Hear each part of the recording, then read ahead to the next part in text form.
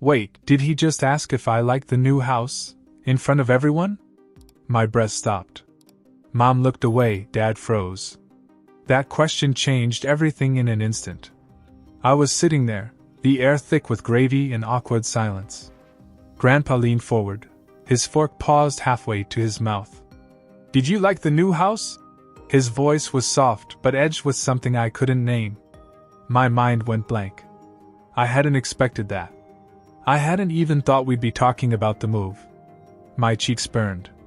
A bead of sweat slid down my temple. That house was new to me, new to our family, and I wasn't sure how I felt. Had I wanted to uproot our lives? Had I wanted Mom and Dad to choose something on their own, without asking for my thoughts? Or was I relieved? I couldn't say. I stared at the tablecloth, at the blurred shapes of mashed potatoes and cranberry sauce. The room felt enormous and silent. It's fine, finally escaped, sounding small. Too small. And that moment, that one awkward pause, was where everything turned.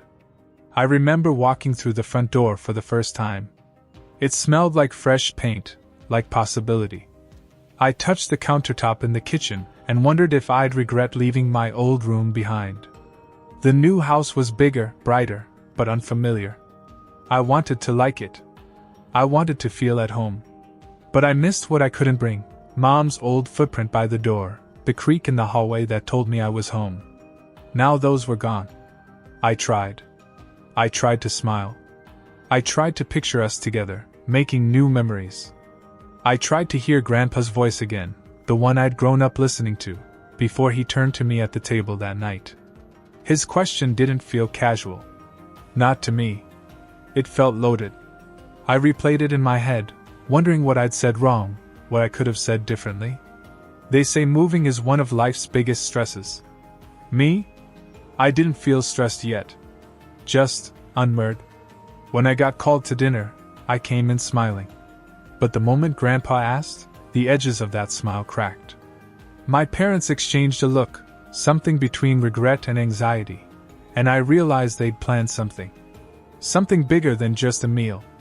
I tried to focus on the food, on the conversation. But every time someone talked, I heard Grandpa's words echo again. Did I like the new house? What kind of answer were they expecting? Was there a right one? I couldn't tell. I swallowed. I nodded at the jokes around me. Laughed when I could. But inside, I was pulling away, nodding. Because something was happening, and it wasn't just about a house. A few weeks later, I walked through the house alone. The light shifted across the floors. I heard the hum of the heater. I let the silence settle. I remembered dinner. How Mom rubbed her thumb over her wedding ring. How Dad cleared his throat. That night was coated with grief.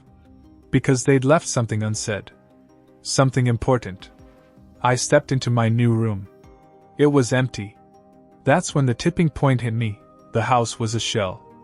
It wasn't a home yet. And maybe Grandpa had given me a chance to say that in my own way. To say, "Give me time." But I'd froze. I realized then that what I'd feared didn't matter. What mattered was honesty. But it was too late, or not too late, I wasn't sure. I just knew I couldn't mute a feeling forever. I practiced words. In front of the mirror I whispered, "It's not that I don't like it. I'm just still waiting for it to feel like ours." I imagined saying it at another dinner, how my parents might react. Would Dad leave his fork mid-bite again? Would Mom's eyes flare? Would Grandpa just nod and smile and mean it? I wanted that simplicity. I wanted that acknowledgement that feelings don't arrive on schedule. But the fear of messing it up held me back. In the quiet, the house grew bigger. Each hallway felt like another chance to stumble. I thought, it's a house of ghosts and half-finished ideas. It needed breathing room. It needed me, too.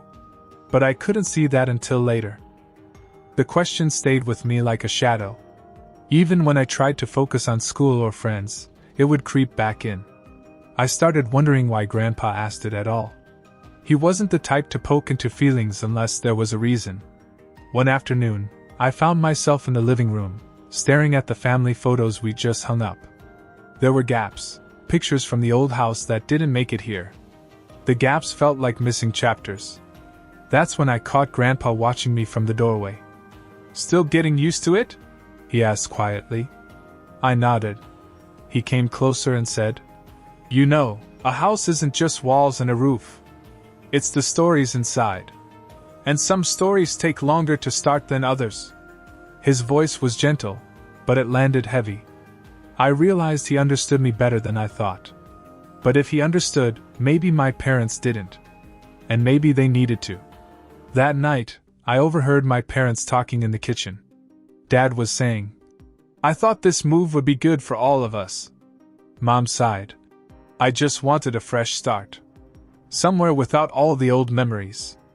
My chest tightened. Fresh start. Without old memories. Did that mean they wanted to leave behind parts of me too? The thought stung. I tiptoed back to my room, but every word replayed in my mind. I started to see the house differently, not as something that had happened to me, but as something my parents had chosen for themselves. Maybe they needed it more than I did. Still, that didn't erase how I felt. I knew I had to speak up. But speaking up meant risking the peace we still had. And peace, even fragile peace, can feel safer than truth. Christmas Eve came, and the house smelled like cinnamon and pine. Mom had decorated every corner like she was trying to convince the walls to feel warm. Guests filled the rooms, laughter echoing in spaces that had felt empty before. But I wasn't ready to pretend anymore. When the crowd thinned out, I pulled my parents aside. My hands were trembling. I don't hate the house," I started. "But it doesn't feel like ours yet." They looked at each other. Dad opened his mouth, but I kept going. "I miss the old place. I miss knowing where every creak in the floor is. I miss the backyard tree. I'm trying to love this place, but it takes time." My voice cracked at the end. For a moment, nobody said anything. Then Mom stepped forward and hugged me so tight I could barely breathe. "We should have asked you how you felt before," she whispered. And just like that, something inside me loosened. From that day, things shifted. Mom let me choose new curtains for my room. Dad asked me to help design the garden. We started adding pieces of the old house into this one: photographs, the worn-out welcome mat, even the small chipped mug Grandpa always used for tea. Slowly, the new house stopped feeling like a stranger. It still had its own voice, its own way of holding sunlight in the mornings, but it also started carrying echoes of the life we had before. One evening, Grandpa came over. We were sitting by the fireplace, the warmth wrapping around us, when he looked at me and asked, "So, do you like the house now?" I smiled, really smiled, and said, "Yeah, I think I do." His eyes twinkled, and he just nodded, as if he'd been waiting for that answer all along. The following Christmas dinner felt different. The table was full, the laughter easy. When Grandpa raised his glass, I caught his eye. This time, there was no question hanging between us, no unspoken weight. I realized something important, that homes aren't instant. They're built over time, with care, mistakes, and second chances. And sometimes, the people in them need to heal before the walls can feel warm. Looking around at my family, I felt the comfort of belonging sink deep into my bones. This wasn't just a house anymore. It was our story, one we'd written together, one I was finally proud to be part of. And I knew, no matter where life took us next, this feeling, this home, would always come with me.